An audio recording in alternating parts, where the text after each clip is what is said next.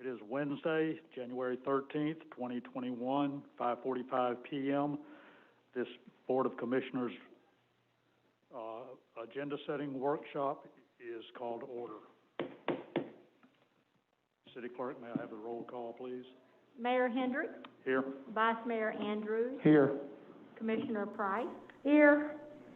Commissioner Hodges. Here. Commissioner Douthat. Here.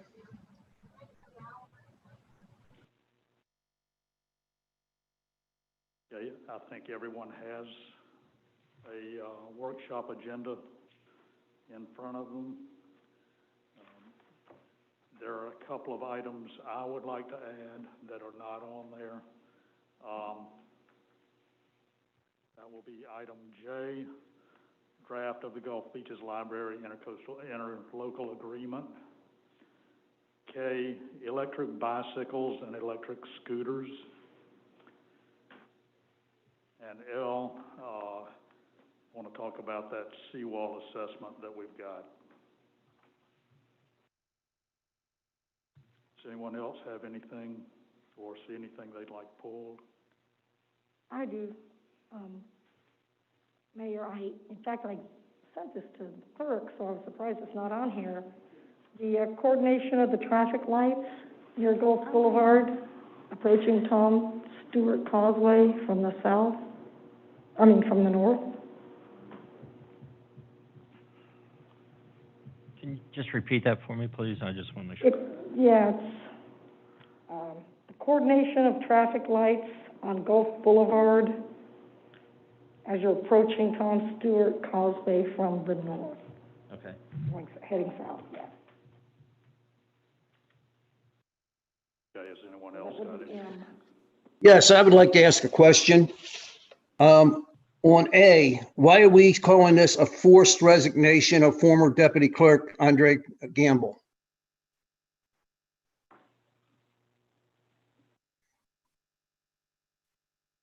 Isn't that something we need to discuss at the workshop? But I'm asking, why are we calling it a forced resignation?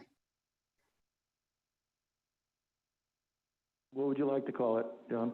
I mean, I'll call it whatever you want to call it. I was actually just going to bring something up on that, but you have a preferred statement for it?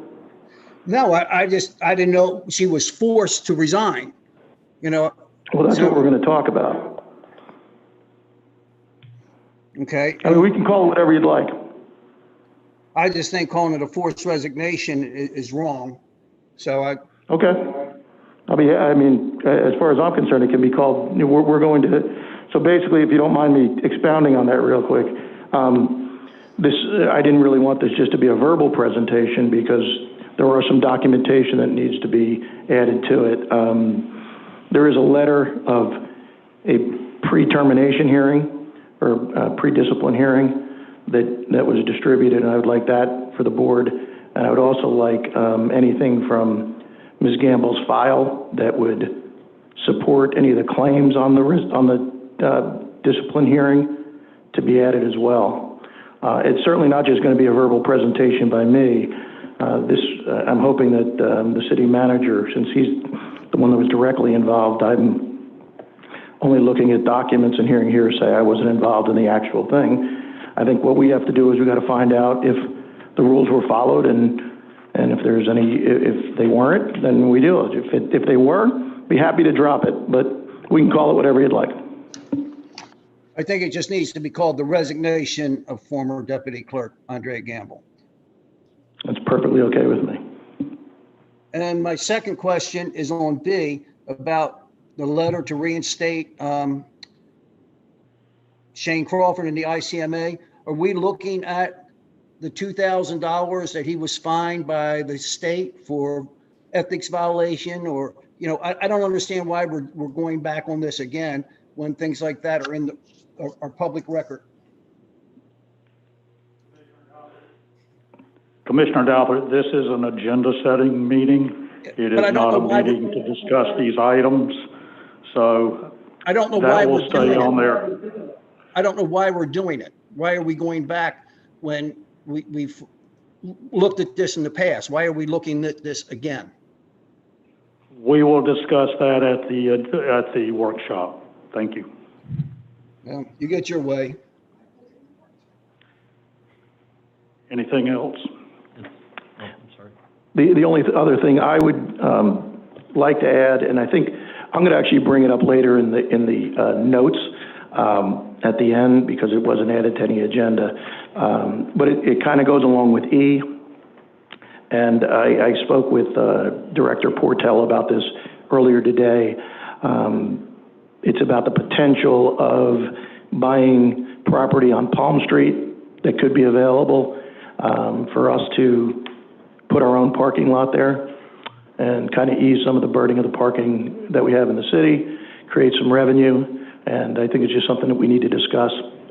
We want to make a separate agenda item for it, that's fine. I haven't proposed it to anybody yet or anything like that, so I was going to wait until the meeting to do it, but if you want to throw it on there now, we can, and I'll just give whatever facts I have during the regular meeting. Just so I'm clear, I think we can do it either way. I just want to make sure I have it down the way you want it, that's all. Yeah, you know what, why don't we can add it during the regular meeting, right? Sure. Okay, yeah, I'm just going to bring up what I found out and what I'd like to present to the board. It's unfortunate we can't talk during the week, so I can't tell you about it unless we're sitting in here. So I'll tell you what I found out and what I think potentially could be a real home run for everybody involved, and I'd just like to discuss it with you all. So I'll bring it up during, at the end of the meeting tonight. That sounds good. City Manager, may I have confirmation of direction? Before we go there, I have a couple things that I have to make sure we cover in doing business with the city for the workshop. Okay. Ask your indulgence for a moment. The LED lighting for the park, Mr. Hatch would like to speak with us at the workshop.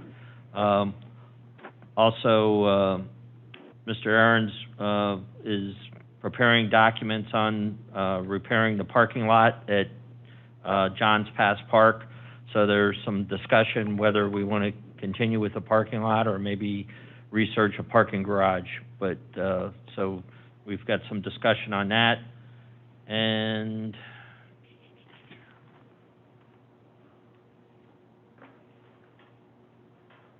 I guess we've got everything else. I think it's covered. I just wanted to double check. Thank you. Thank you. Mr. Mayor, I have a question. At the very beginning, you were adding different segments you want to discuss at another date. I'm sorry, what was that? At the very beginning, you were talking about things you want to discuss at another date. At the very beginning. I added those, the Okay. draft of the Gulf Beaches Library, the electric bicycles and scooters, Okay, that's what I was looking for. and the Thank you. seawall assessment. Okay, great. Mayor, there was one other thing, transient docks discussion, again, with Mr. Aarons.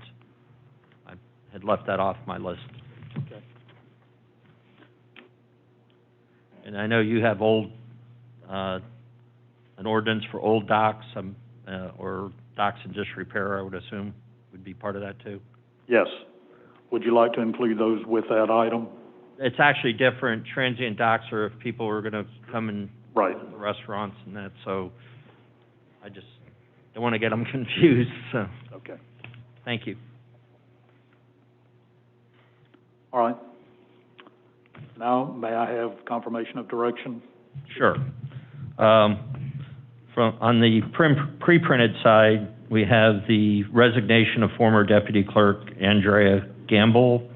We have the letter to ICMA to reinstate membership of former City Manager Shane Crawford. We have the proposed ordinance allowing backyard hens in the city of Madeira Beach. We have a discussion of a old dock or docks in disrepair ordinance. We have the parking rate increase at Kitty Stewart Park to $5 an hour and our other parking meters to $3 an hour. The change in the name of Madeira Beach Causeway Park to 9/11 Memorial Park. Planting a hedge in front of the marina to hide the boats and trailers stored at the marina and Public Works. The update on the purchasing manual from our finance consultant.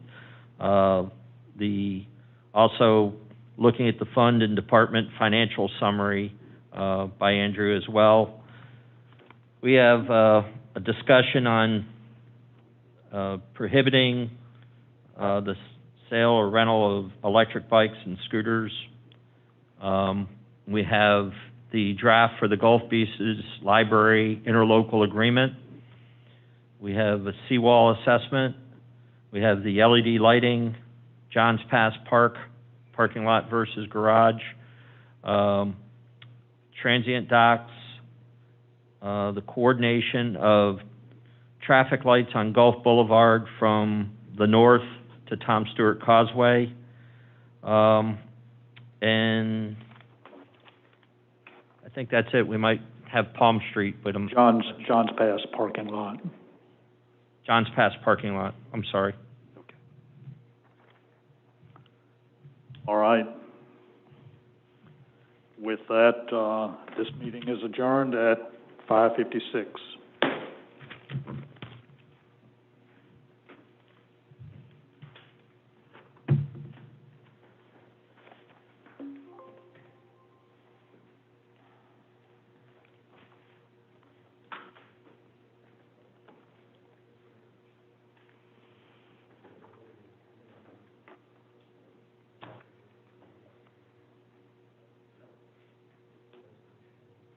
BOC regular meeting January 13th, 2021 at 6:00 p.m.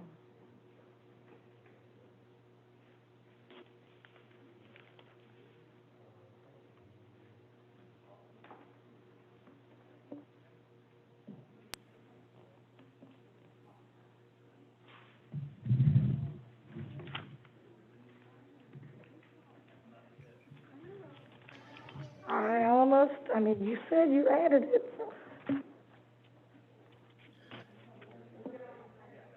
May I ask why this is once again not being shown on channel 640? I don't know, I'll find out. Thank you.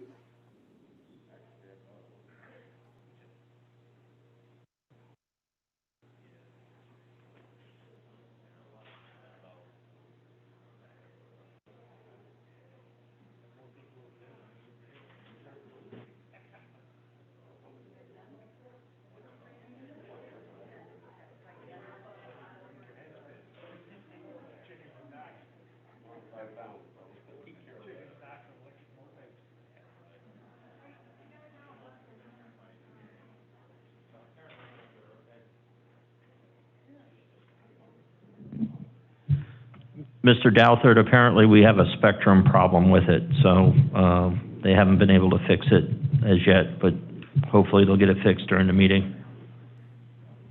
Thank you.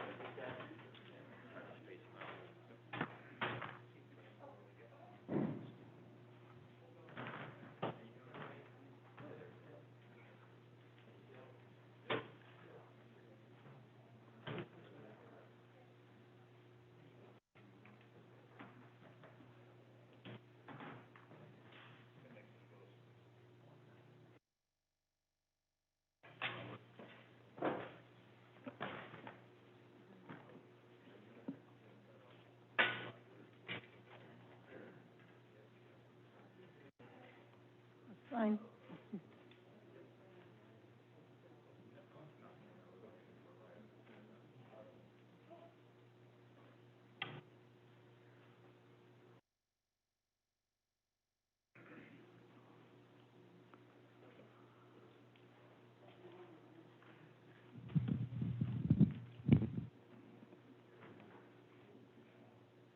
It is Wednesday, January 13th, 2021, 6 p.m. This regular meeting of the Board of Commissioners is called to order.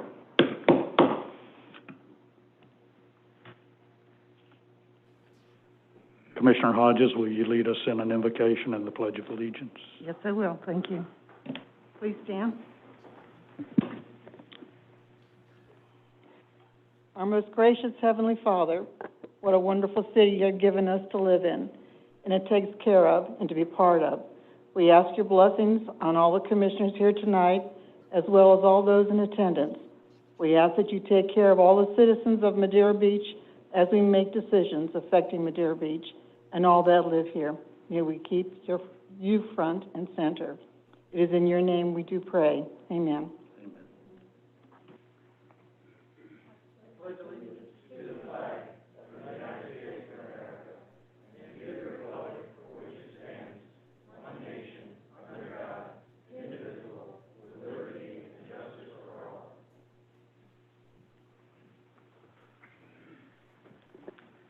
City Clerk, will you call the roll?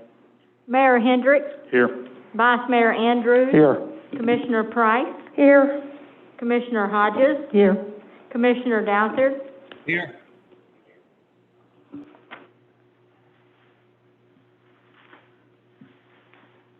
The next item is approval of the agenda.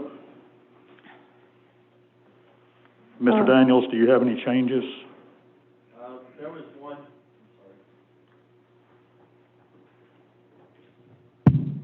There was one change just from the discussion that we had last month before the holidays, dealing with the awarding the contract for the cleaning services.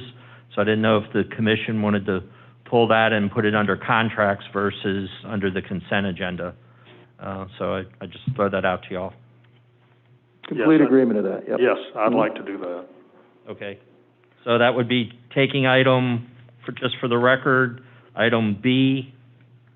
It should be B3, I guess. C. Item C. C, under consent agenda 8, I'm sorry.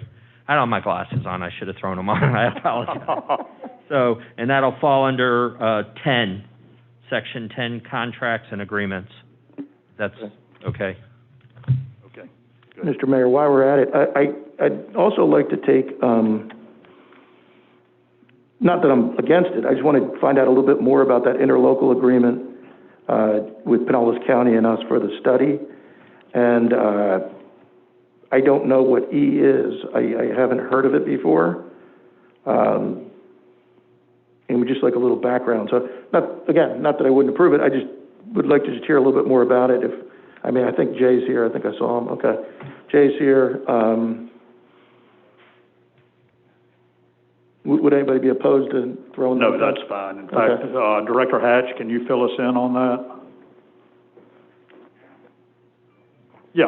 Yeah, just see whether or not we're going to leave it on the consent agenda. Put him on the spot. Yep. You like that curveball? Yeah. Good evening. So essentially, this is something that's kind of been in the making for a couple of years, and it disappeared. So I've been talking to Trish in the fire department, and she's gathered all the materials for it and did an excellent job to get us here. Alert Florida is essentially a texting, opt-in SMS texting platform for emergency services. The state of Florida has an agreement through 2024 to provide it to municipalities for free. So we would get emergency service notifications that we can send out as well, and from the state as well, for free. So nice and That's all I needed to know. Yep, That's good. free is always good. You want me to attempt the contract one for you? Yes, Quick. As we had discussed before the holidays, and just to try to push along the Johns Pass agreement or the solution, and this is the study by Dr. Ping Wang from the University of South Florida. The state DOT is putting in $7,500. The county's putting in $7,500. We're putting in $10,000, and the private ownership is putting in $10,000 to get this study completed, and it'll address all the problem areas, hopefully. and come up with a solution, from what I understand. Yes, and probably some options, a solution would be my guess. But if you want to pull it, and we can. Nope, that's all I needed. Yep. Wanted to know what it was about, that's all. Thanks. I'll make a motion to approve the agenda, with the only change being in consent agenda 8, letter C, the award contract for the cleaning services to USSI from 8C to 10A. Is there a second? I'll second. City Clerk, will you call the roll? Vice Mayor Andrews? Yes. Commissioner Price? Yes. Commissioner Hodges? Yes. Commissioner Downthard? Yes. Mayor Hendricks? Yes. The motion carried 5-0.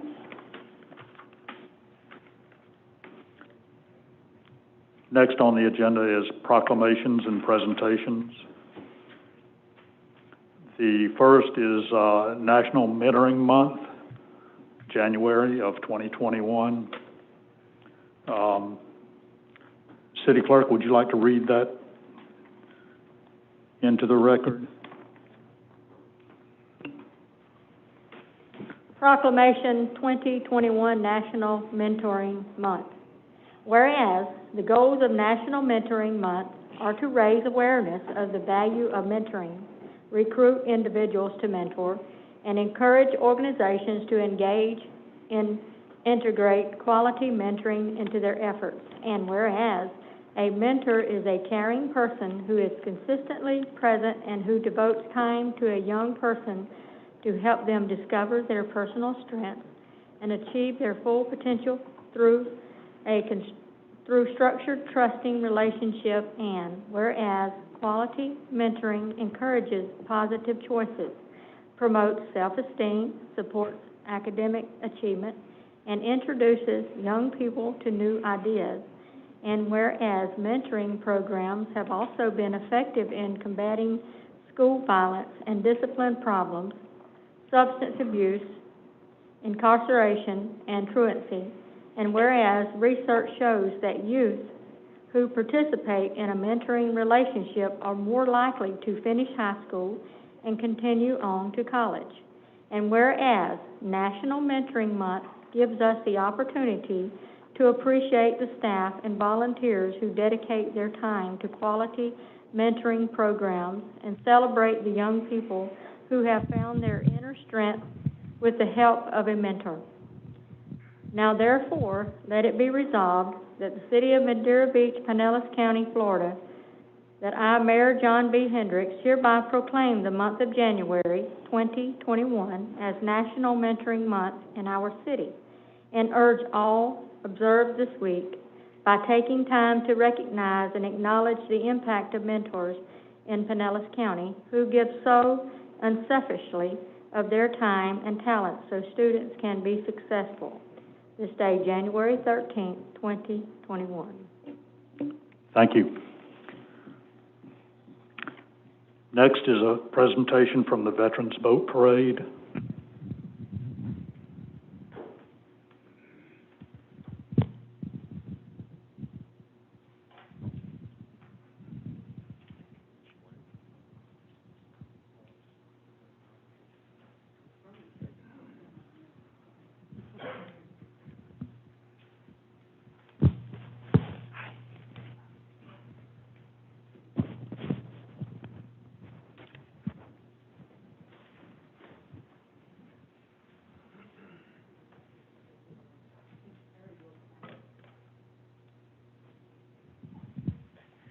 Hello, Mayor, council members. Hello, Roger. How are you doing? Doing fine, doing fine. I think before you get started with your presentation, we have a little check presentation of our own for you. Mayor, would you like to come down and do our check presentation? Sure.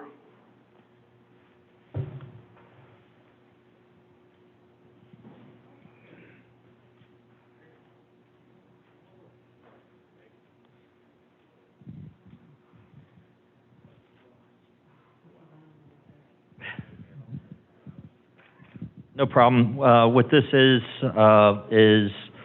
our donation to the Veterans Boat Parade of $6,000 as our share of and our contribution. So thank you very much for your hard work.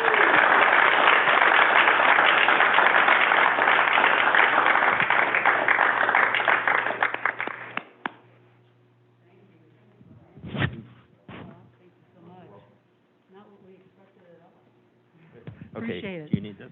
Yes, please. Okay. You know, we have like a Abbott and Costello act here, so. All righty, I want to thank you all for coming out. See a lot of familiar faces, a lot of our parade contestants and volunteers. Pam and I were overwhelmed this year. We weren't sure that, number one, that we were going to have the parade.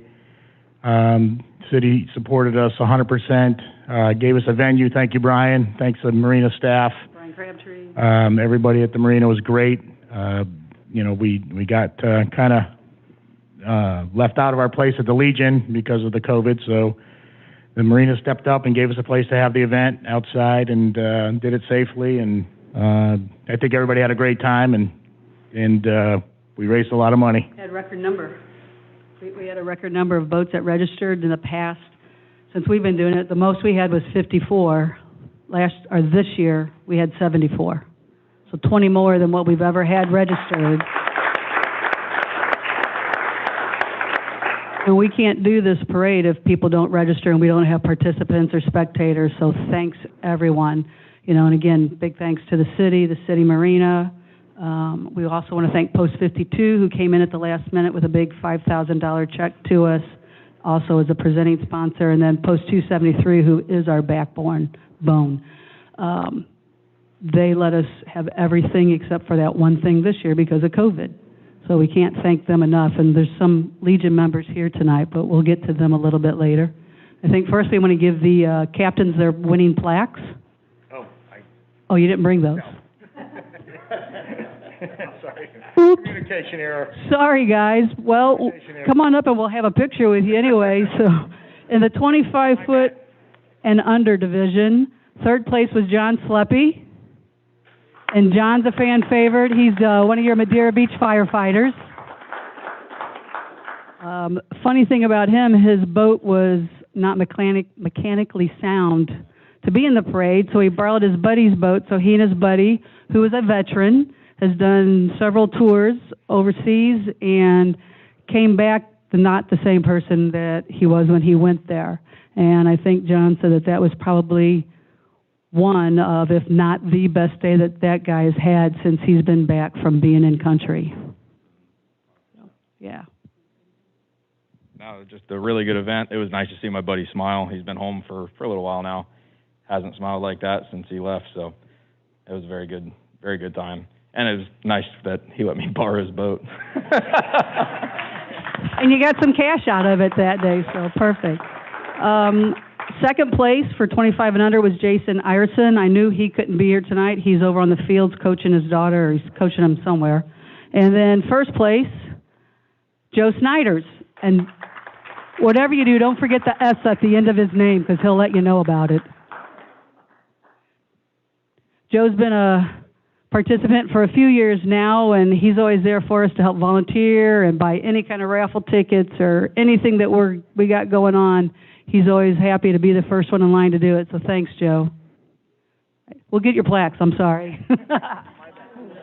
Any complaints or we forget to thank anybody or do anything, the mayor said just send the emails and complaints to him. He was going to handle those this year.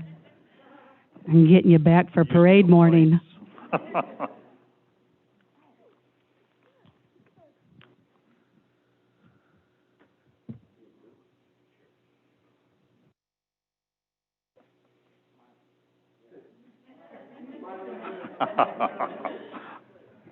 Thanks, guys. Appreciate it. I almost went like that. I decided Happy, are you back there? Can't see you. I almost photobombed. So now for our next division is 26 foot and over, third place, and this gentleman lives quite a distance from here, but once he found out the parade, he drives every year and comes down and gets in the parade, Jason Huffman. And the unique thing about his boat was he had a 96-year-old World War II veteran on there, and that man was royalty. He was sitting in a boat chair on the boat. There was a group of guys that went down, picked him up in the chair, and carried him like they carried King Tut or something. It was remarkable. And then there was a standing line waiting to get in and talk to him and shake his hand and thank him. So thanks, Jason. Second place, Kenny West. Come on up, Kenny.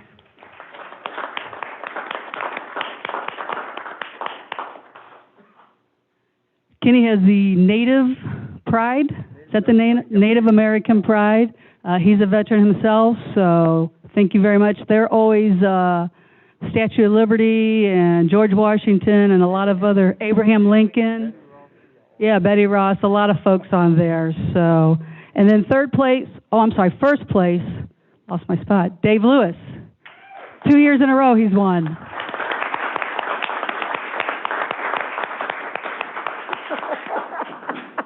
Everybody knows his boat because of the big cannon going off on the boat. Come on over, guys, we'll get a picture.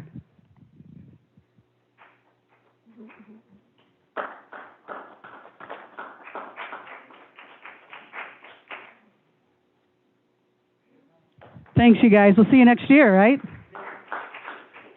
So then one more award. Let me mention this first. So some of the guys and gals that win, every place gets a cash prize.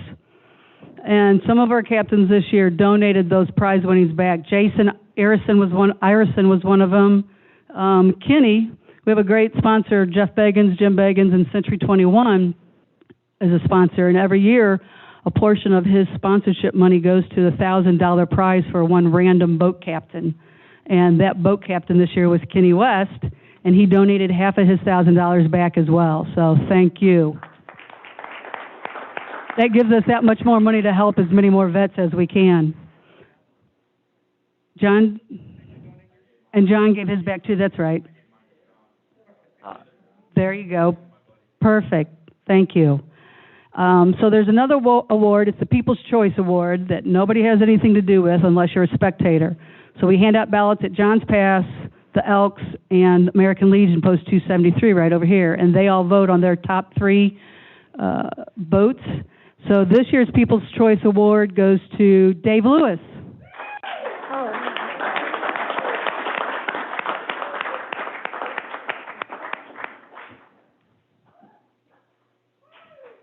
Thanks, Dave. Wow. Turn around, turn.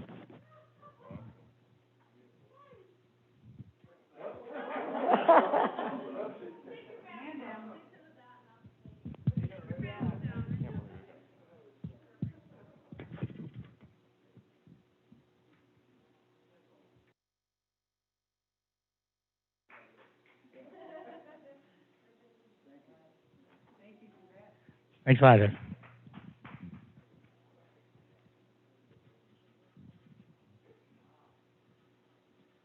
So now this is our fun part. We get to give people money to help our veterans. This year we raised just a little over $25,000 to be able to donate to them. Some of them aren't here tonight, so they'll get checks mailed to them. Everybody will get a check mailed to them that we present to tonight, because you can't take these to the bank, can you? No? All right. So first, if Mike Fuste, if you wouldn't mind coming up.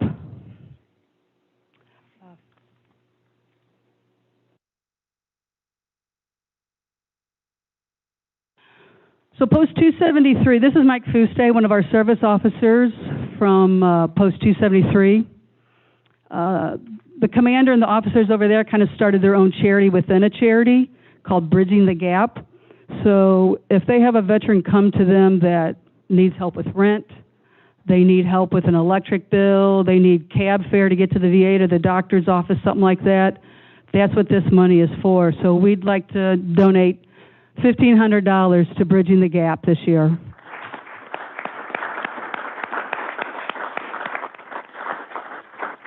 Thank you. So Mike, just put that check down and stay up here if you would.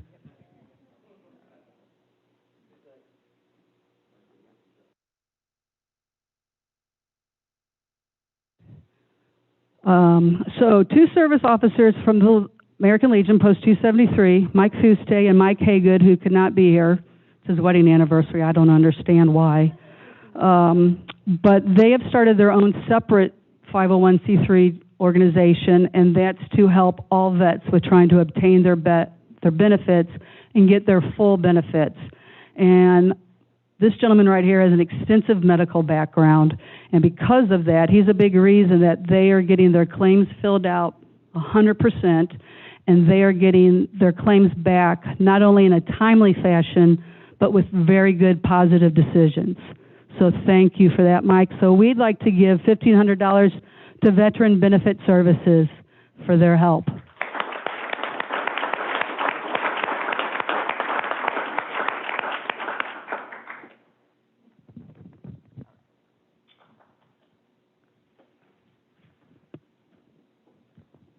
There's no crying in parades. No. Oh, no, you can sit down, yes. Yes. You're excused. Next with us tonight, we have Desiree Ellison, the Executive Director for the USA Patriots, and also with the Army, Sergeant First Class Jeffrey Hackett. He's their center fielder and first baseman. You might... No? You're not? That's what your bio says. So you might remember the Patriots. They were here 2 years ago for a game right over here on the fields. Jay Hatch and his rec department put on a great weekend for them. Desiree, I'm going to let you talk a little bit about what they do, but I want to tell you a little bit about Sergeant Hackett here. He was injured while in Afghanistan, deployed. He was with the Afghanistan police, and they were following with the police to go in and clear enemy safe houses. And he was using the same steps that the police were taking. And he has a little bit different weight ratio than their police officers, and he hit an IED plate, a pressure plate, and hence he succumbed to some, he didn't succumb, I'm sorry. He injured his leg, and now he is a below-the-knee amputee, hence he's on the amputee veteran softball team. So, Desiree? To those of you who came to our event last time, thank you so much, and we're hoping that we'll be able to do more events this coming year, so hopefully we'll be here again. As Pam said, we are the USA Patriots amputee softball team. All of our athletes are much like Jeff.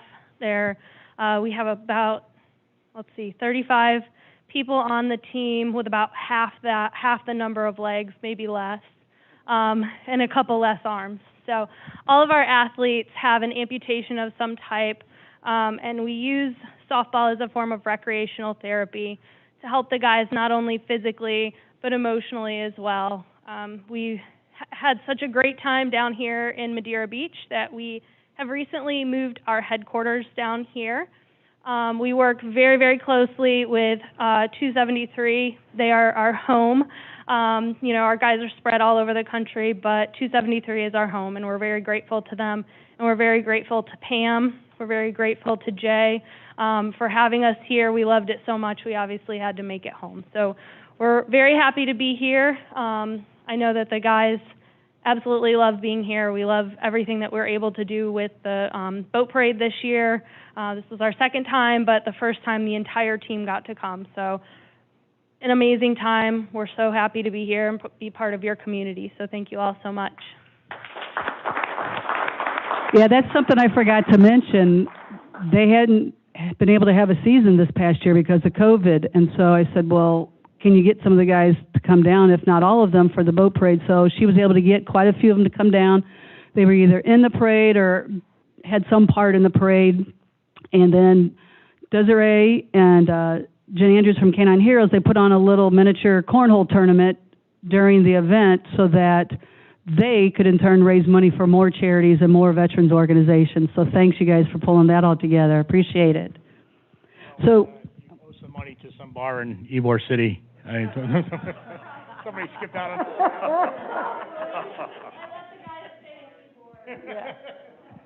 Maybe never again? I remember some fun times at Saltwater Hippie also, though. But anyway. That was the year before. I thought we would be safer there. Better idea there. Oh, no. Our guys make fun wherever they go. That's perfect. Well, and then as well, since they didn't get to have games, they didn't have that same camaraderie, and they were all pretty much down in the dumps. So I'm glad that we were able to help with that. So we'd like to give you guys $2,500 to help towards your spring training and this year's season.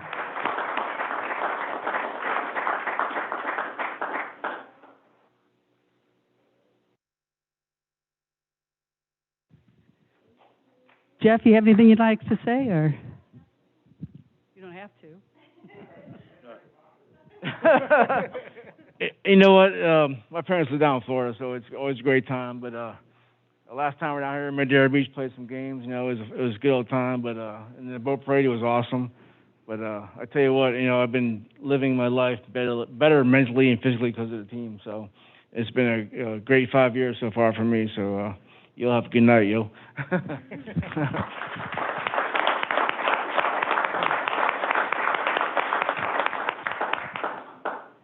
Thanks, you guys. So next, I'd like to bring Brendan McIntyre and Tiffany Stubblefield up from Arrow Warrior Group.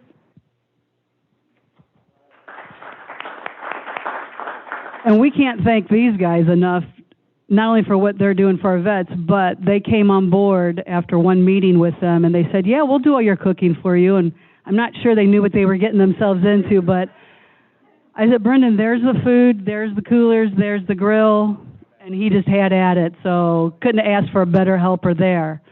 But what Arrow Warrior Group does, they do a lot to help veterans live better lives. They help them get jobs, they help them write resumes, they help give legal advice, and then they help also with benefits and their physical well-being, which I think, as we all know, if they're doing well physically, then that's going to help their mental capacity a lot. So, and he's also here with Tiffany Stubblefield, I'm sorry. One other big thing that I think you need to know about him is they met with one of our congressmen who was... Congressman Greg Stubbe. Thanks, I forgot that name. To talk about when the lockdown happened, all the mental health programs for VA basically shut down. Some of these guys and gals, they have to have that face-to-face meeting. They can't do it on a Zoom meeting or something like that. And some of them don't even have computers to have that capacity. So he worked with the congressman to try to work and get those programs back up and running. And it was just, that right there sold me on this group. So we would like to give you guys $2,500 to also help. I think they just recently bought a car to help a veteran and a lot of other things, so. Thank you. Thank you so much. We're just thankful that we were chosen to receive this. So I retired in January 2019 from 7th Special Forces Group. I see your hat over there. And we came down and me and Tiffany started the nonprofit, and right away we jumped right in. And we met up with Pam, we met with Desiree, and we got right involved with the community helping veterans. So we're very thankful to be chosen to receive this. It means a lot to us. So we're just ready to continue to help veterans in the community. So thanks a lot, guys. Thank you. All right. No problem. You bet. And you're cooking for the next 5 years, right?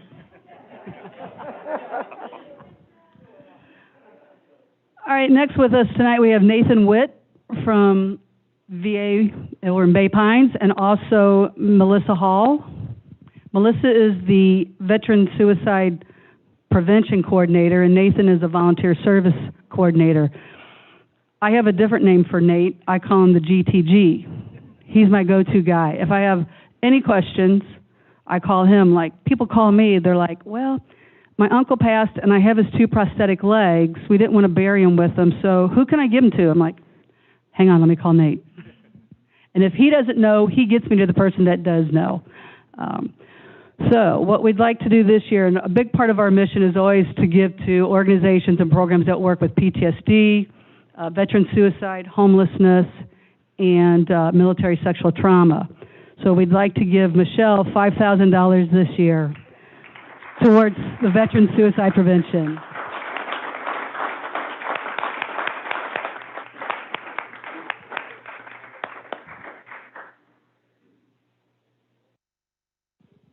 Absolutely. I just wanted to make sure to thank you for your generosity, because suicide prevention really is a top clinical priority, and we treat it as a top priority at Bay Pines too. And so we just thank you on behalf of Bay Pines and our team, and we'll definitely make sure that this is going to benefit the veterans we're serving. Thank you.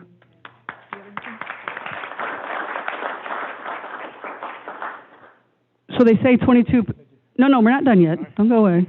They say 22 people 22 veterans a day are lost to suicide or PTSD or something like that. And what I have heard, and correct me if I'm wrong, is that that number might even be higher because they don't all get recognized as a veteran or possibly as a suicide. Is that closer? Tell me about that. Okay, yeah, so the annual report just came out, and the annual report now looks at the VA users and then the non-VA users, so it combines all veterans.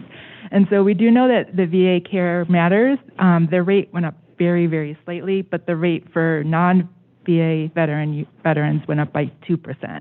And the number now is about 17 per day, because they're really trying to get the veterans only. It's not including like never activated guard and all of that were previously included.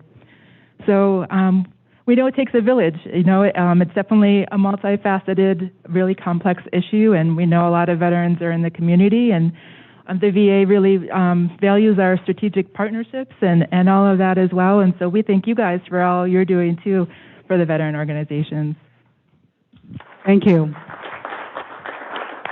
So for my GTG, Nathan Witt, he works for the Volunteer Services, and a little bit about what they do is like, let's say a veteran calls and says, I need to come to the VA for my appointment, but I live 2 hours away. They might be able to get them a hotel room or get them bus fare, cab fares, something like that. But there's so many things. I couldn't even begin to tell you what all this man has under his hat to have to do. And like I said, we always try to do stuff with homeless veterans, PTSD, military sexual trauma.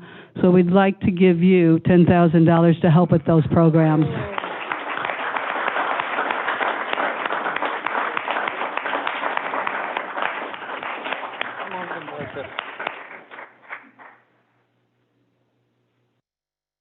Thank you. Incredible. Thank you. Thank you for all you do. Only to say, just as Melissa was mentioning, it really takes a village when it comes to suicide prevention. So that's why it's great to see the community rally around that initiative in particular and see all the great groups here represented this evening. And we just so appreciate your partnership and everything that you're doing out there, both for those veterans that VA is not currently serving and for those that we are. You guys make the true impact, and we so appreciate what you do. Thank you so much for everything that you do. 100% of the donations that come to VA go directly to those 106,000 veterans that we're privileged to serve every day. There's no administrative costs, so we'll ensure that those that we are proud to serve will benefit from this. Thank you so much. It's our pleasure. I know earlier in the year, I got in touch with Nate about something, and I'm like, what can we do to help? You know, we can't do any fundraising right now, but we still have some funds from last year. What can we do? We had a lot of leftover shirts from last year's parade, so we took about 50 shirts over to him. They're always in need for clothes for gals that are in the ER and they've soiled their clothes or whatever, or homeless people that need them. So we did that. And then I went to the store and bought several $100s worth of canned goods and non-perishables. So they're struggling. So if you just even want to take a case of green beans to them, they would greatly appreciate that, or just anything at all. So thanks for everything you guys do. And he has business cards if you'd like to.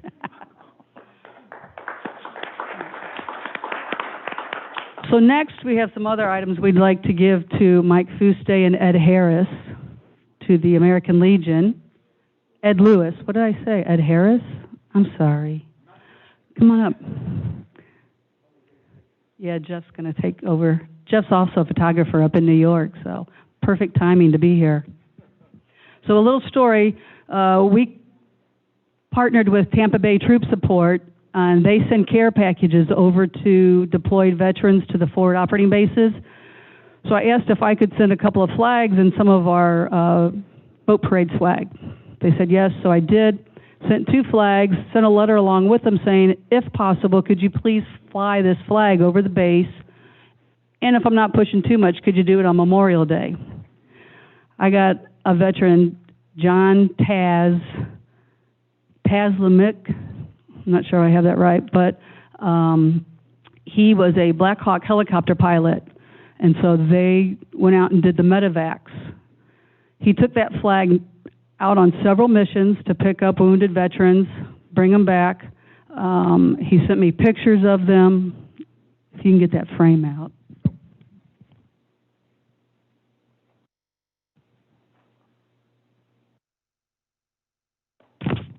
So what he did was he flew it over the base.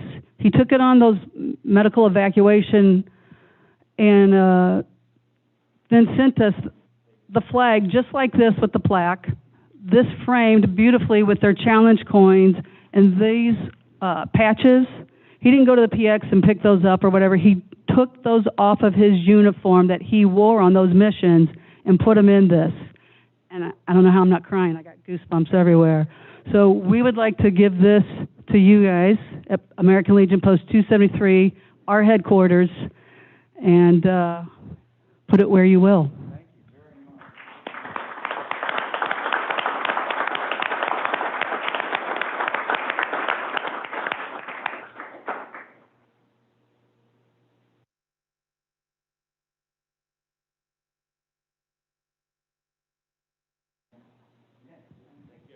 Thank you. Either of you want to talk? No, thank you. Hello, everybody. Thank you, Mr. Mayor, for allowing us to be here tonight. Just on behalf of 273, unfortunately, the commander and our first vice were not able to make it, so you kind of got the bench squad, but we're more than happy to be here. I got to tell you, we are so thrilled to be in partnership with the Veterans Boat Parade, and honestly, in partnership and doing anything we can do for the city of Mid-Air Beach. You guys have always been hospitable to us, and we appreciate that. So I appreciate everything. On behalf of 273, thank you very much.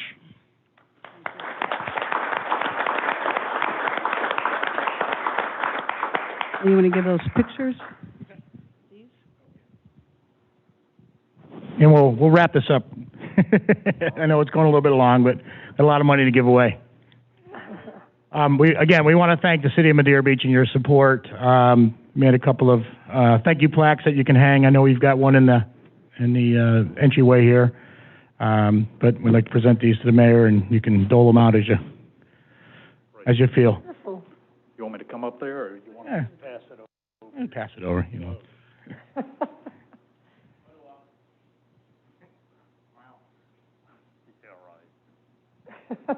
Thank you so much. Before we wrap it up, I every year that Pam and I have been doing this, we always take away something from it. And again, this year was a challenge. We didn't know we were going to have it. Two, if we were going to have any money to give, because we rely on sponsors, we rely on businesses, and business was down. Everybody came out. Everybody bought raffle tickets, supported all of our fundraisers. Even though we couldn't do a lot of them. And I want to thank the businesses in Madeira Beach. You see several of them up here on our sponsor board.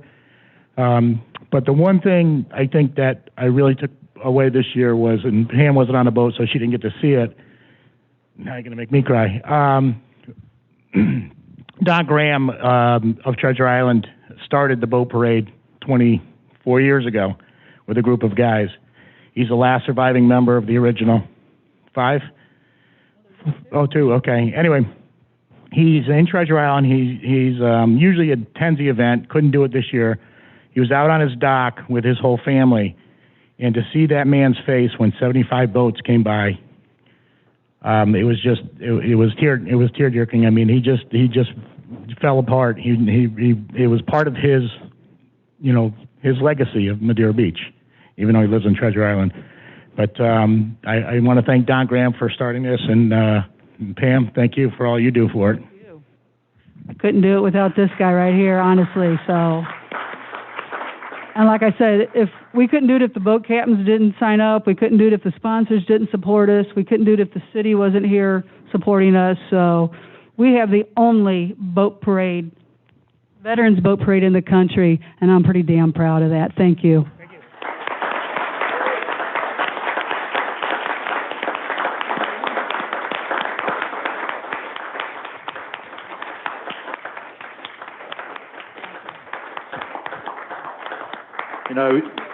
Sorry we had our backs to you all the time. I apologize. No, Roger and Pam, this city can't thank y'all enough.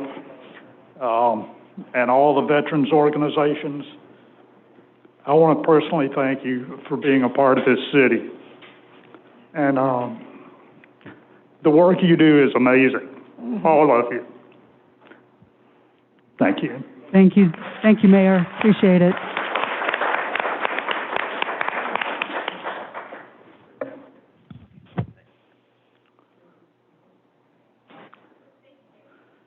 Thank you.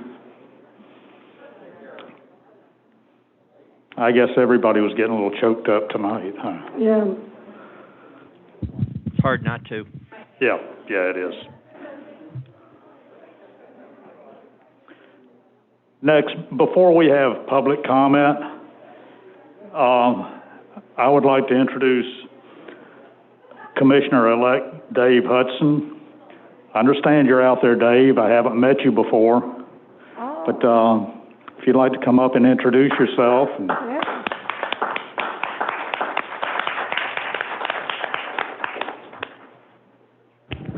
All right, no applause for someone who just ran unopposed. But I look forward very much to serving, and I hope I do well by the city of Madeira Beach and its people. Thank you.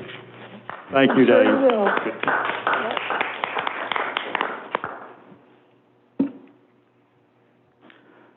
Next is public comment. Is there anyone in the audience that has any comments that they'd like to make that don't have to do with tonight's agenda?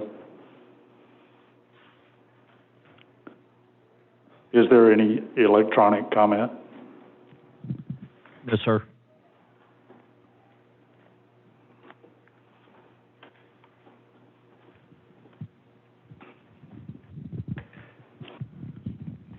Next is public hearings.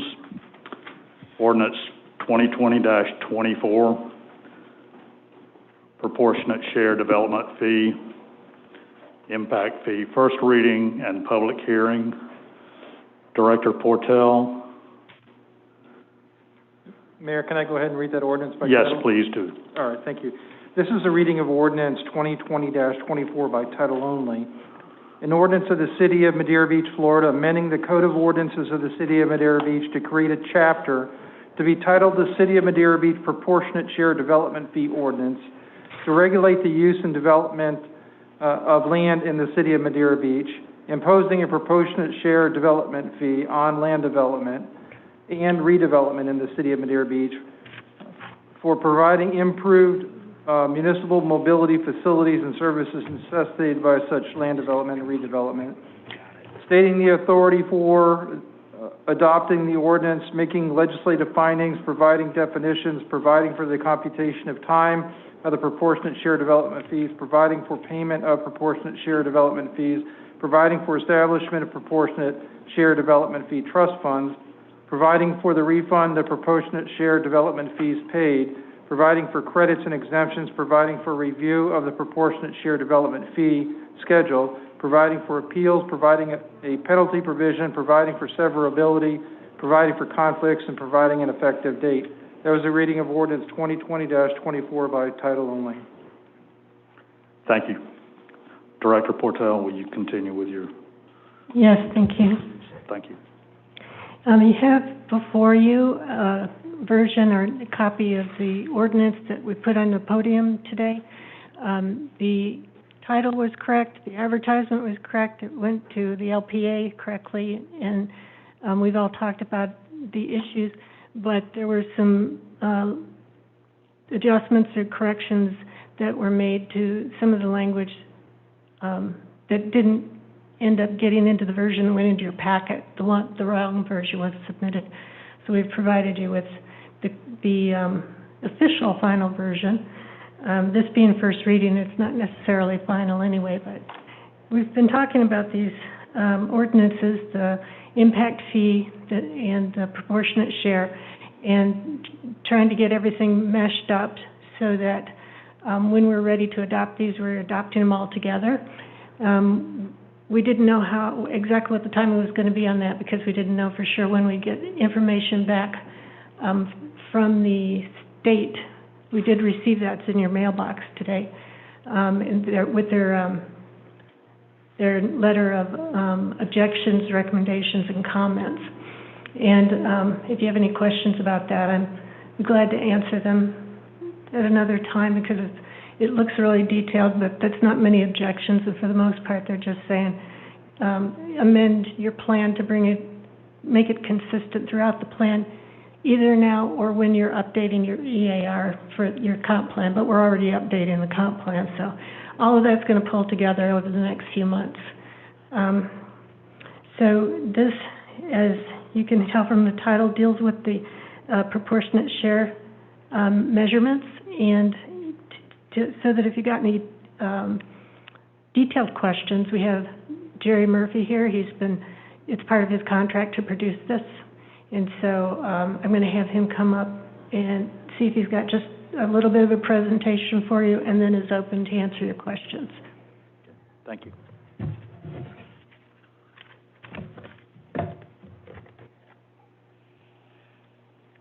Jerry, you need to buy a place down here. Pardon me? You need to buy a place down here. I hear some of them are pretty reasonable right now. Good evening, Mr. Mayor and members of the Commission. Jerry Murphy from the University of Florida. You have a couple documents in your packet, or the document that was handed to you today. I just want to talk about a couple of things. The ordinance itself has a number of whereas clauses. By the time it comes back to you for second reading, or recitals, by the time it comes back to you for second reading, we may have added some additional facts to further substantiate the validity of the ordinance. So I want you to be aware of that. And then on either ordinance, the one that was handed you or the one that's in your packet, it's on page 15 of 251.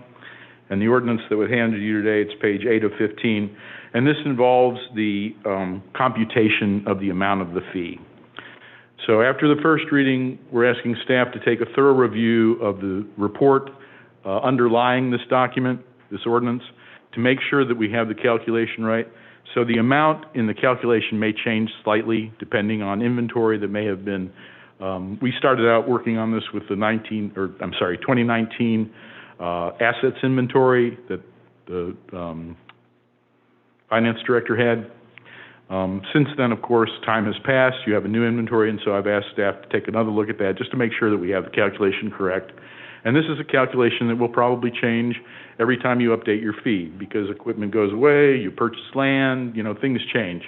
And as those items change, we want to make sure that they're caught in the calculation. So our recommendation is to update the fee annually. That's an administrative cost that's paid for by the fee itself. To build upon what Linda was saying earlier, the ordinance that you passed a couple months ago on the level of service standards to amend the comprehensive plan to adopt some level of service standards that could be used as a basis for the fee, that went to the state as it needs to do. They issued an objection, or an ORC report, objection, recommendations, and comments, but none of it had anything to do with the level of service standards. It was all telling us that we need to update the comprehensive plan to address the peril of flood statute that was passed in 2015, and that's ongoing as part of your EAR. So they really had no comments in terms of the LOS, which is very good. It means that the state has basically sanctified our level of service standards that we're using to calculate this fee. And this fee ordinance is adding a new chapter to your Code of Ordinances for the fees themselves. This is particularly focused on mobility, and this will come back to you for second reading, as well as the final reading for the LOS ordinance that the state has now blessed. After that, this section of the Code of Ordinances will be where we're going to hang the culture and recreation fees and the public safety fees. Those will come later. So the combined stuff will all be basically based on the mobility, which was the first and most complicated to tackle. We had to amend a bunch of things to get to this point. So I'm happy to take any questions or respond to any questions you might have, or any kind of comments.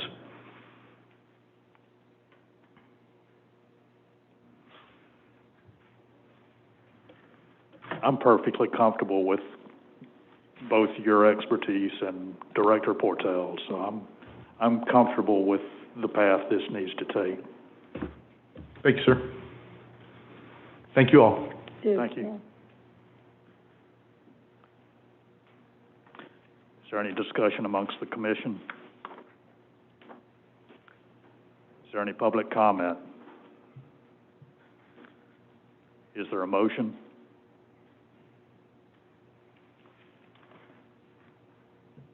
I'll make a motion that we pass for first reading ordinance number 2020-24 for the proportionate share development fee or impact fees. Is there a second? Second. City Clerk, will you call the roll? Commissioner Price? Yes. Commissioner Hodges? Yes. Commissioner Douthat? Yes. Vice Mayor Andrews? Yes. Mayor Hendricks? Yes. The motion carries 5-0. Next on the agenda is public hearing, Bright Star 7, Inc. Director Fortel.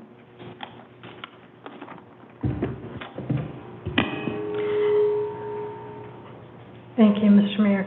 This is a request for an alcoholic beverage permit for the supermarket that's at 14099 Gulf Boulevard.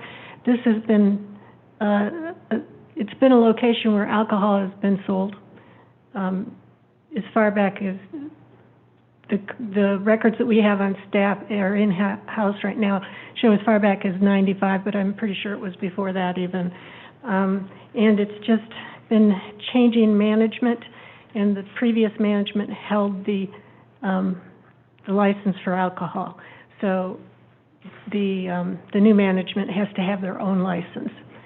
So we've done the report, a full report, even though, as I said, it has been approved here before, because we had no record of this manager having gone through the hearing or anybody having gone through the hearing. We're sure it did because they had the license in that location, but the state couldn't provide us with a copy of the application, and we don't show one in-house. So, and then the manager didn't have it either.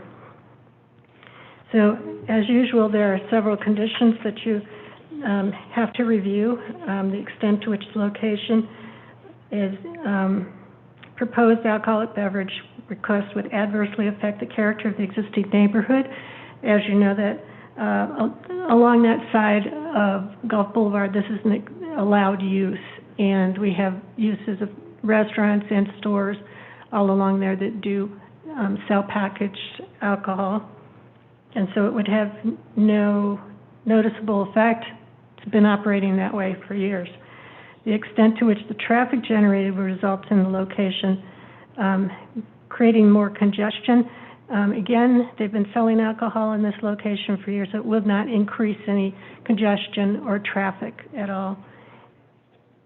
Then whether the proposed use is compatible with the location, including the requirement to be 300 feet from churches and schools. That was the case. We measured everything out. It is compatible by both land use and zoning, and we have no complaints over the activity on file. Whether or not the proposed use will adversely affect the public safety, those are all the same responses. We have no complaints over the use. It actually generates very little traffic, and a lot of times the parking is open, and they have met all codes. And that they have no outstanding fees or charges. They did have to pay for this to get it over again, and they did pay, and they were sure that they updated all their business license, and we have no fines associated with action at the site. So the staff has recommended approval of ABP 2021-01 for Bright Star 7, Inc.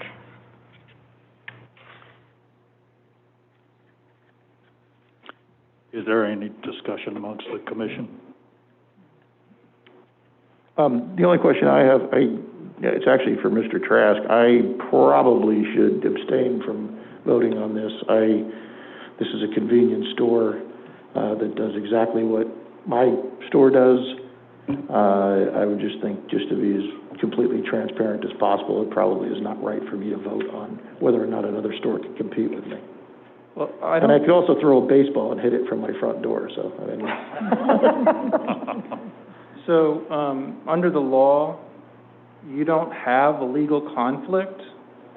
If you believe that you don't want to act on this application because of the appearance of a conflict, Florida Statute 286 allows you to abstain. But if you're asking me, you as a business owner, in relation to another business owner, that does not create a conflict in itself. So, but if you'd like to abstain, you can do it under the appearance of impropriety statute, under 286, it allows you to do that. So I'll leave that to your call. If you're going to abstain tonight, then you need to get the conflict of interest form from the city clerk's office and fill that out within 15 days of today's hearing. Thank you, Tom. Is there any public comment on this?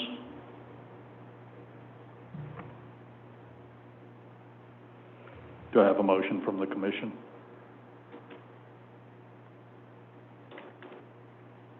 I'll make the motion to pass the public hearing, Bright Star 7 Inc. for 2 APS licensed alcohol beverages.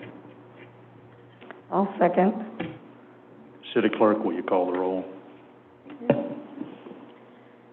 Commissioner Hodges? Yes. Commissioner Price? Yes.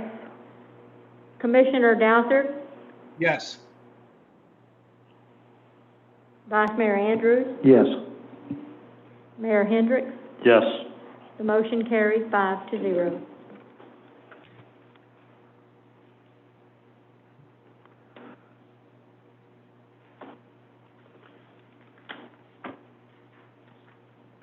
Next, I think we've really already gone over the consent agenda. I would say it's been approved, other than moving item C down to contracts and agreements. All right. I'll make a motion to pass the consent agenda with the aforementioned moving letter C to under contracts 10A. Do I have a second? Second. City Clerk, will you call the roll? Vice Mayor Andrews? Yes. Commissioner Hodges? Yes. Commissioner Douthat? Yes. Commissioner Douthat? Yes. Commissioner Price? Yes. Mayor Hendricks? Yes. The motion carried 5-0. Next is unfinished business, of which I guess we have none since we moved that down to contracts and agreements on item C from the consent agenda. So we will move on to contracts and agreements.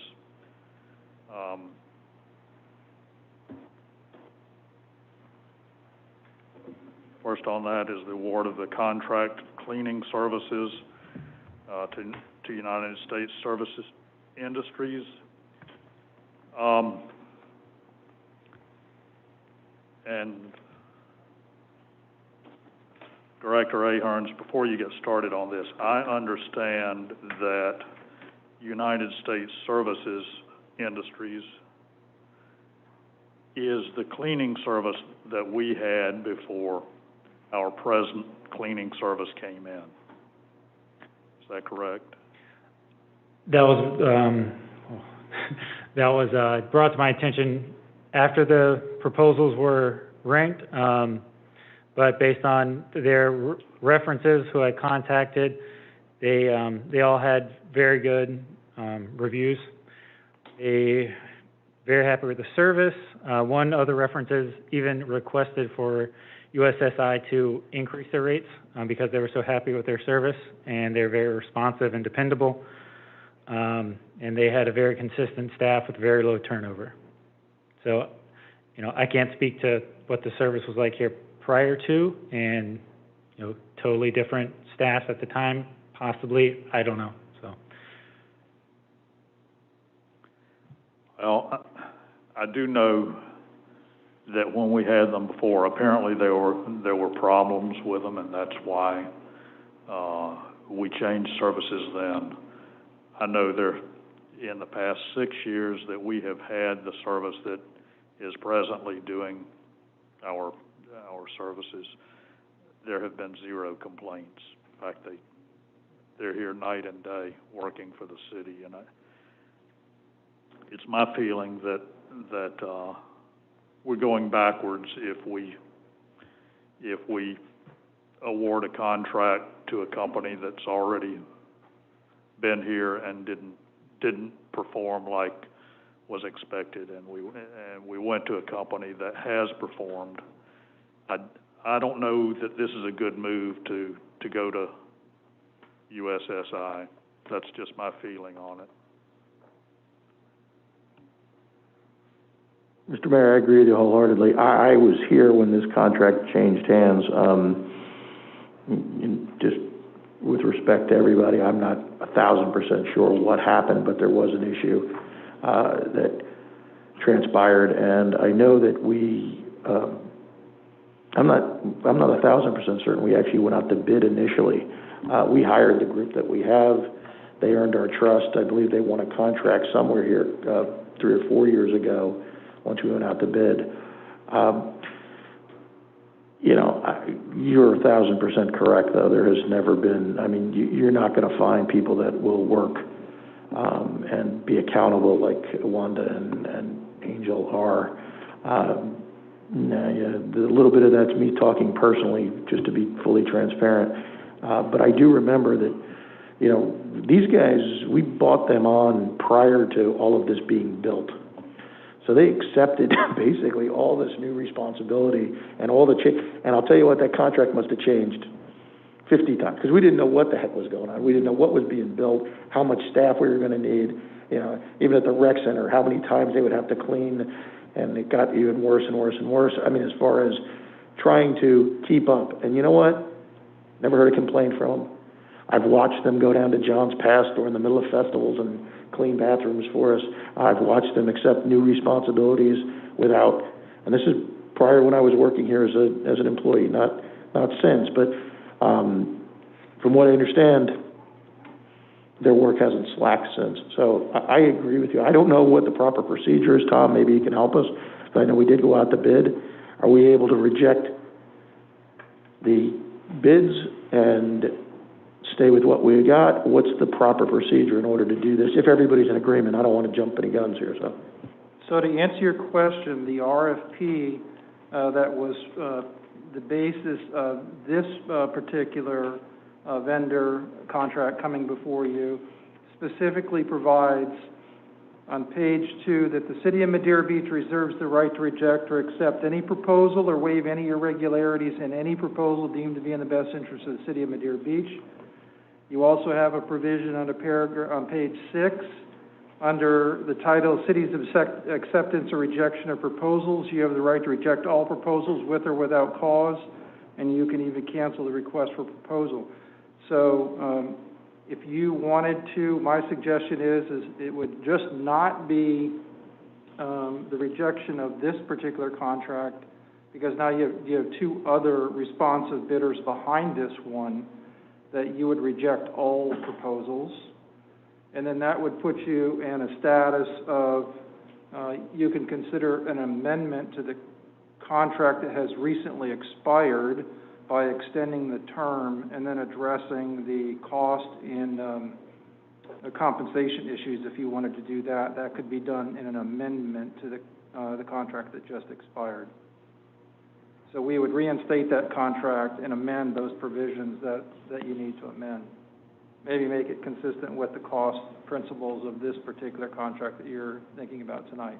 But I would leave that to Jamie, obviously, to bring you some recommendations on how that amendment would go. That's legally how you could do it.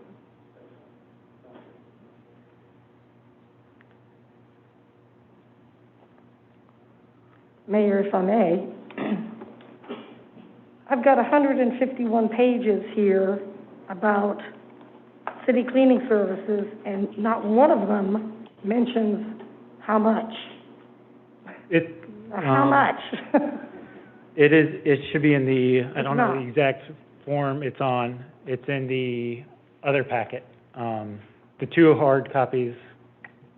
I've got the official packet here, and all it does is reference Exhibit A to the contract, the proposed contract, and there is no exhibit attached to the I can't figure out if I'm paying, what I'm paying, regardless of who gave the bid.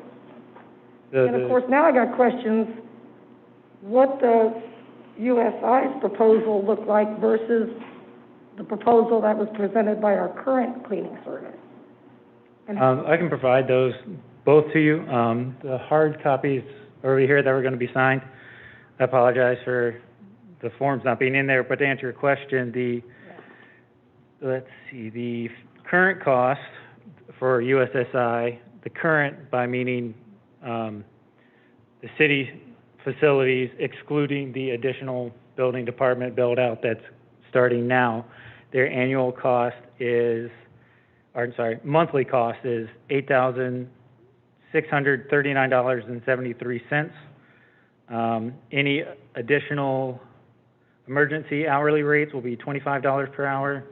Special events rates will be $35 per hour. Once the build out gets completed, that is what is listed as the future cost. That is $9,838.16 monthly, and then the hourly additional rates stay the same. Okay. That's for USSI's proposed contract. And did our current cleaning service put in a bid? They did. And do we know what those numbers were? They are 12,000. So again, they were ranked third out of, so would you like 2 and 3 also? No. You just want 3, okay. So their monthly is $12,250 per month, $70 per hour for emergency hourly, and special events at $70 per hour. 70? 70. That was what was in the sealed bid that they provided. Their future, once that building gets completed, $13,550 per month, and then $70 and $70.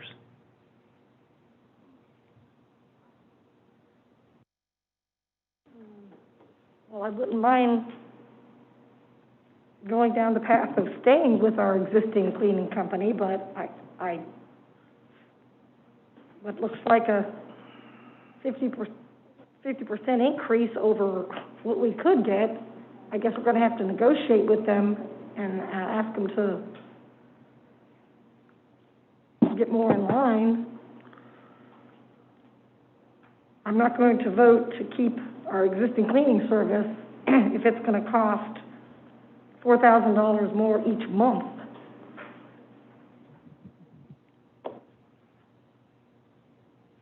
Just That's, FYI.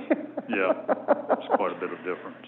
Mayor, if I may, and maybe Tom can help me on this, I think the appropriate motion, if you all decide that you want us to look at this closer with our existing service and maybe possibly negotiate the extension and the terms, I believe is to throw out, for lack of a better term, you probably know the legal term. Reject. Thank you. Reject all 3 of the bids that we have in as part of this RFP, and then direct the manager and our Public Works Director to go back to our existing contract and our existing contractor and work out the agreement for an extension of the old contract. Did I get that right? Good.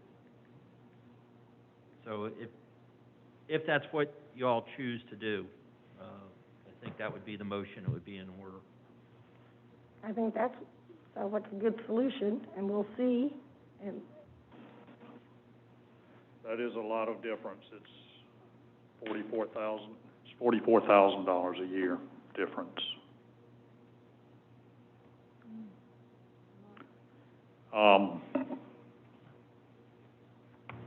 I'm all for trying to negotiate this contract down and put it back out to bid. So for clarification, when you say put it back out to bid, you want to reissue a new RFP or renegotiate the existing, try and renegotiate? Well, if we can renegotiate it, but it's just, we're looking at over $44,000 difference. If they're interested in renegotiating to where we can get these contracts in line, their service has been nothing short of spectacular for the city. But that's quite a difference when you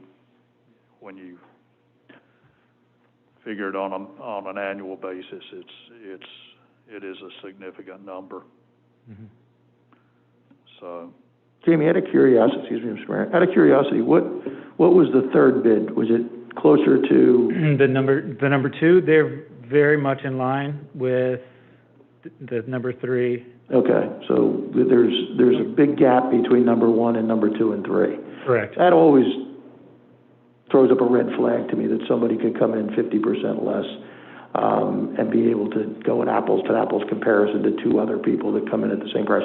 Not that I'm trying to pick sides here, but that's why, low bid always scares me, because you never know what somebody's going to bid and what kind of performance they're going to have. And like I said, I'm not saying anything about USSI, but that always throws up a red flag for me. I would be all for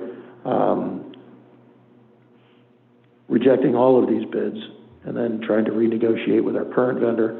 And if that doesn't, if the number doesn't come within what we think is reasonable, then we just put it out to bid again. I think, that would probably be the best possible solution. Put them on a month-to-month until then, at their current rate, and then we'll see where it goes from there.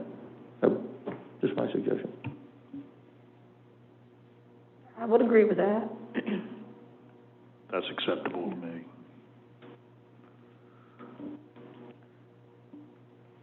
So you motion?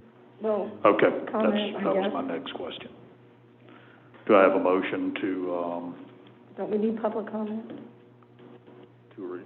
reject the current bids and negotiate with the current vendor?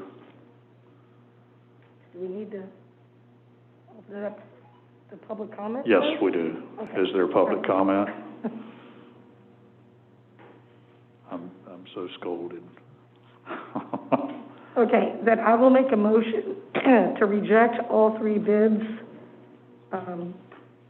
that qualified or that we received for the city cleaning services, and also to direct our Public Works Director to speak with our existing cleaning service company and see if they're willing to negotiate their costs and keep them on a month-to-month at the present time.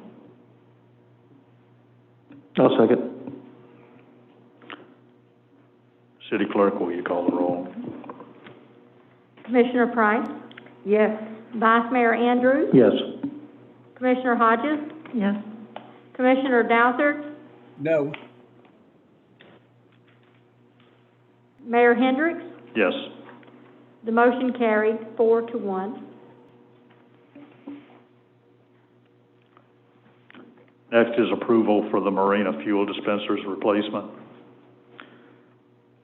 No, that's consent agenda. Oh, okay. Sorry about that. Where am I here? Staff reports. Okay, thank you.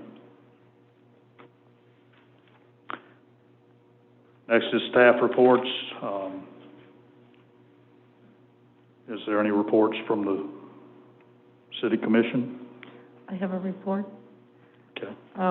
I recently received an email, and I was asked about the boats that are out in the water now that are parked, and we were told that we were gonna be trying to get them moved. And they're wondering why we haven't done anything at this time. The boats that we see in the waterway are on the county's jurisdiction. And if you recall, part of what I've been trying to get done with the county, of course, this whole thing called COVID got in the way of a lot of the county's business that they're doing. And I've been trying to get our county administrator back on board with annexing the waterway. We did get the approvals through DEP and through FWC. The Army Corps of Engineers will not commit until the county commits to letting us voluntarily take over the waterway. Again, it doesn't, it's not a land thing, it's just a water thing, so we can protect our bay, and they would fall then under that, our ordinance. Now, there are some caveats in the ordinance under the description of what a liveaboard is, because of the lobbyists that are for the boating industry has been up in Tallahassee. So that's something we're trying to clear up, those loopholes through our lobbyists this year in the legislature.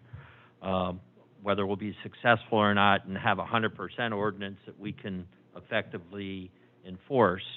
But the majority of those boats that you see, the ones that are in disrepair and aren't operative and they're just sitting anchored in the bay, dumping pollution into the bay, those are boats that we can get rid of once it's in our jurisdiction. Also, I wanted to ask too, we still gonna do the changes over to the park? The Star, we were talking about the Star? Yes, the Court of Honor. That's still coming? Right. Okay, just wanted to check. Thank you. Unfortunately, the hotel benefactors that are in the area have been kind of depressed because of COVID and the tourism stuff. So hopefully once we get into our tourist season, we'll get back into having a thriving economy for our hospitality industry.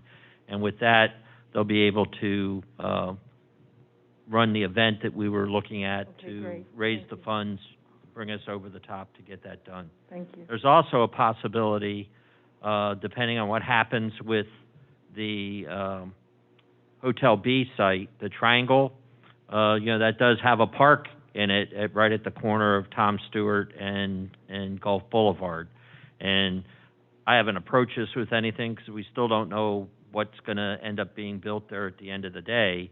But we actually would have two sites to kind of take a look at, because that's a park that we could also do something with, honoring our armed forces. But, since we have discussion under the Memorial Park, the 9/11 Memorial Park, of renaming it from Causeway Park, it might still fit in better over on the Causeway. But that's a decision you all can make. It's not for me to make. So, but I just wanted to throw that out. But yeah, that's definitely, it's in our budget still, and that's still where we want to go. Thank you. While we're on the commission, is there anything to report from the library? My first meeting with them, or the first library board meeting that I'm attending, is on the 25th of January. Oh, okay. So I'll let you know after that. Okay. And I'll bring the agenda and all the good things that we discussed during the Okay, thank you. workshop. Mr. Mayor, I've got one thing to add. I kind of brought it up briefly in the agenda setting meeting. I actually had a conversation with Director Portell about this earlier today. I would say it's easy to say that one of the biggest problems of the city is our lack of parking. We don't have a huge amount of parking and not a whole lot of land in order to put parking spots in. Also, I think our second highest revenue generator in the city is parking revenue. I'm a firm belief that, the city should always own property within its own city and have ownership and along the lines of that. So there's a lot, that the folks that own caddies, and I don't want to get into the conversation about, we'll do that in the agenda or the workshop, about pricing or anything like that. There's a lot that sits, honestly, directly right outside my front door. It's on Palm Street, but it's directly behind the aforementioned supermarket. The folks at Caddy's bought that as part of the whole parcel and package of what they bought a while back. Not that I've been in negotiations or anything else with them, but it was on a little bit of a fact-finding mission to see what would go on. At some point, you got to imagine, because of the lack of parking, they would come to us and try to get it rezoned or try to do something different in order to be able to utilize that piece of property. I don't think their intention was ever to build a house on there to try to sell it. But in my discussions with them, I think they would be very, very interested in coming to an agreement where the city would purchase that lot. I believe from any mechanical drawings that I've seen, it could be anywhere from 12 to 13 spots. We could buy it, we could pave it, we could put in a parking machine, and we could generate revenue from this. I think it's a win-win across the board. I think what we certainly don't want to do is we certainly don't want to try to hinder the folks at Caddy's from trying to make money. And major reason why is, I'm not sure the exact number, but they just added a huge bump to our tax revenue base to our millage rate. I think that lot, because it could be a dual lot as far as whether it's a parking lot for the restaurant or just for residents to park at the beach or just beachgoers in general, because there's a crosswalk there right to Kitty Stewart Park, and I think it would be an amazing addition, and I think they'd be very interested in having this conversation. I won't speak for Director Portell, but I think in the conversation that we had earlier, it's the only way it would work is for us to buy it, because if they were to try to go through zoning, there's a whole lot of hurdles that would have to be accomplished, and a lot of it would be state regulated and along the lines of that. And I certainly won't speak for Mr. Trask, but I think it's a lot easier for the city to walk in and designate it as city property in order to use for parking. Again, I didn't mean to spring this on you guys, but I'm not allowed to call you during the week and talk to you about it, so I had to throw it out there at some point. I'd be happy to put it on the agenda. If Director Portell has anything to add, I'd be happy to hear her opinions on it as well. But I think, at the very least, I think it's something that we should discuss, because I think overall, how obviously we have a lot of road projects that have to be done that don't generate revenue for the city. I know Jamie's going to talk to us at the workshop about potential parking garages and things like that in order to generate revenue on lots that we have. But one of the things I took away from Mr. Murphy's presentation when he first did it 18 months ago is he showed us Delray Beach, Florida, and he showed us the projects that have gone on there to generate revenue. 8 of the 10 projects that they've done were parking generating revenues. They were parking generating buildings. They were purchasing property in order to put in parking, and from Jerry's estimation, they paid off all of them within a couple of years, just based on the revenue that comes in. We pay it off, we own the property, we just continue to generate revenue from it. Again, we're helping out a local business. We're not just helping out that business, but we're also helping our tourism. So, any way you guys want to do this, if you want to throw it on the workshop, I'm more than happy to discuss it at length. That's about all I know. You know what I know at this point. Do we know what the property is zoned at currently? Yes, R2. It's an R1? R1. So single family? R2, I'm sorry, R2, you're correct. R2, okay. Okay. I'm for anything that'll generate revenue for the city. Perhaps we can piggyback that on to the potential raising of parking rates and bring that into this discussion there at the workshop, if that's okay. Good by me. Yeah, I'm in favor of anything that increases parking. Yeah. So, yeah. It checks a lot of boxes. It sure Yeah, it does, doesn't it? does. Right, okay. It's actually a pretty good idea. City Attorney, have you got anything for us? Not tonight, thank you. Happy New Year. Great, Happy New Year. City Manager? Yes, I've got a couple things, if you'll allow me to. I'd like to have Mr. Aarons come up again, our Director from Public Works, and just give us an update on the High and Dry project. This is just going to be a really brief update. Coordinating with the consultant, currently they're working through programming of the building, looking at the site restrictions, and finalizing some takeoffs. They're also evaluating different funding options, looking into different grants that are available. We've got a meeting scheduled next week to address some questions and suggestions that they had given to us prior to the tropical storm. So we're hoping to have some hard numbers or some numbers coming back soon. Okay, thank you. Okay.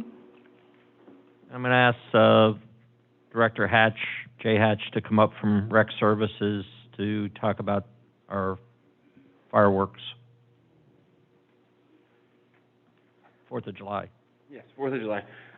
Good evening again. We got together today. We've got some preliminary discussions about the 4th of July fireworks, ideas on location, budget, all that stuff, sponsorships, essentially getting us back on track. I know looking through the contracts from 15 and 16, and as well as the contract that Megan had put together, Ms. Powers had put together for this past year, that obviously didn't happen, was a similar company that we used back then, that we had a lot of positive feedback from, and I remember the 20, 30-minute shows we had down here. So, excuse me.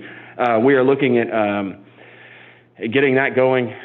What part of our discussion today was maybe to bring it to you guys to, again, it's always a time thing.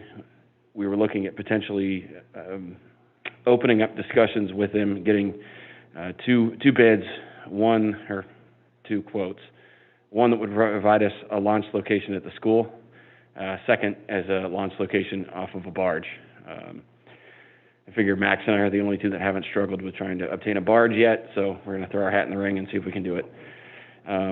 Either way, we would love to see it here. It's the largest park in the city, across the way from the largest Legion in the country. So it's almost a disservice if we don't have it at a good location. But either way, I was going to bring it to you all and see if we could get board approval to open negotiations with them, rather than put it out to the RFP process and go through that neck of the woods, since we do have a standing relationship with them when we've seen the quality of work they put out. So once we get that set, we'll be able to budget it, see what we need sponsorship wise.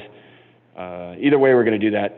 We've had discussions, and you guys have seen the digital sign boat. We want to talk to them about proper use and maybe some sort of waiver. I know there's a lot of stuff that we've got to clear to get that done, but utilize him to help us sell sponsorships, because that would give the visibility to whoever gives us money. So Max and I are going to get this plan in writing, and we'll bring it to you guys just so we're there. I'll aim to do it at the next, I guess, the workshop, ideally.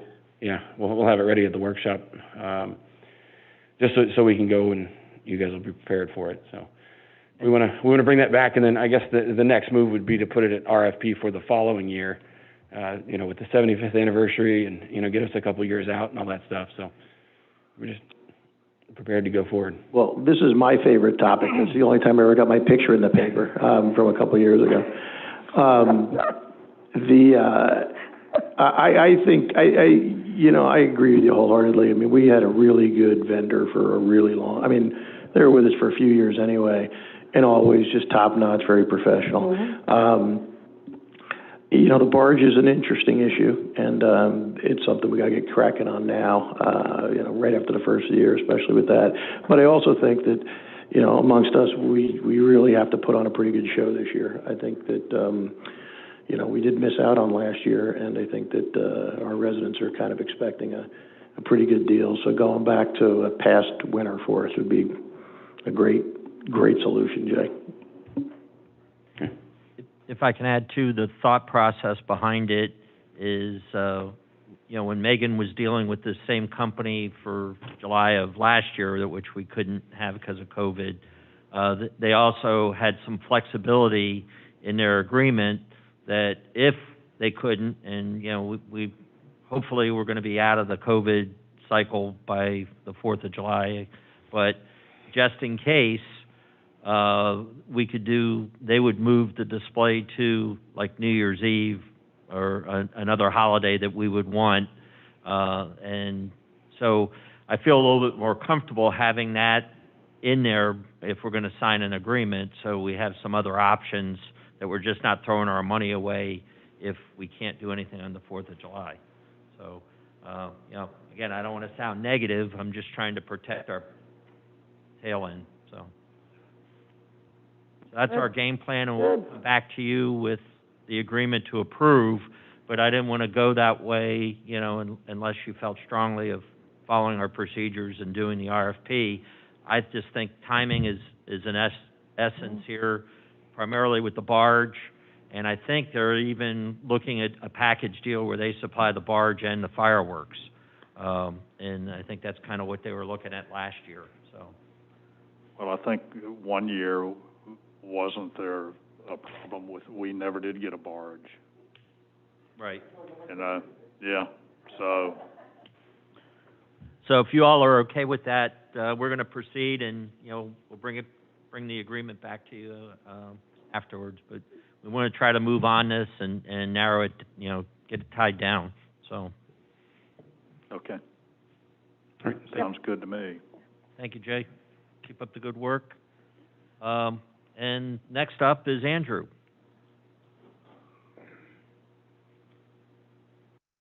Typically, I present a monthly financial report. We're going to handle that in the workshop on the 27th, where we'll go over the fund and department financial summary, and we'll do kind of an interactive walkthrough, and that'll help establish a foundation for me presenting to you all financial reports on a monthly basis. So we'll do that on the 27th. That's it for me. Okay, thank you. On the 27th, we've got A through Q, and now a financial discussion. Yeah, I'm just saying. We may Get have ready to to start camp at out. 2 and have dinner served or something like that. Just saying.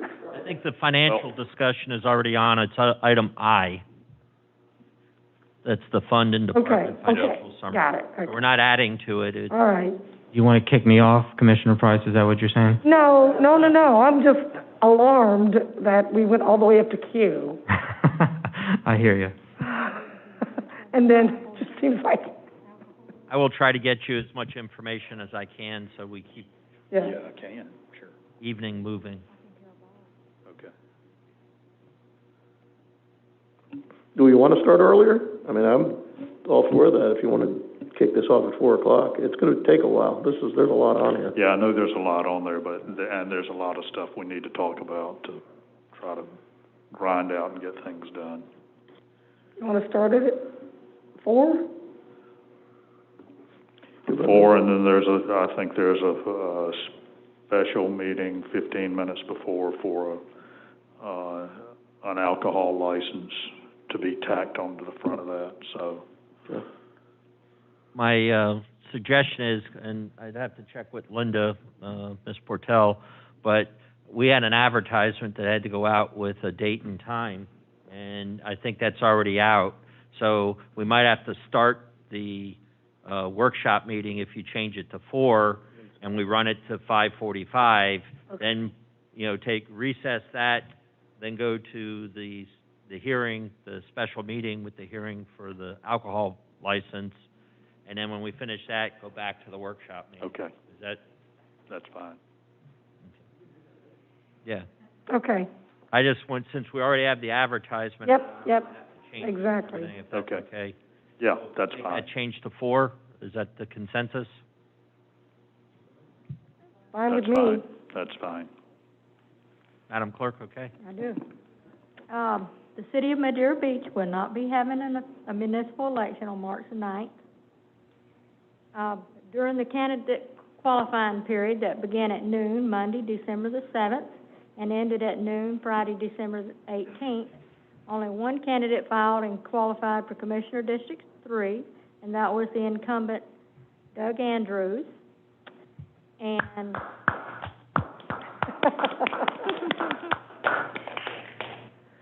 and there was only one candidate filed and qualified for Commissioner District 4, and that was David Hudson, and he goes by Dave Hudson.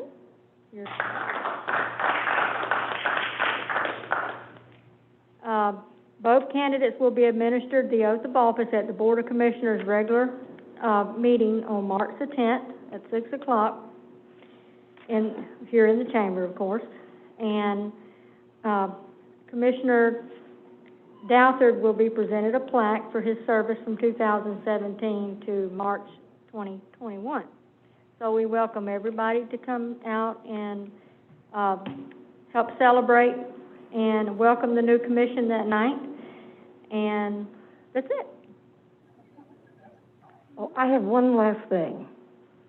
Congratulations on the palm tree on Park Boulevard. I've been meaning to bring that up.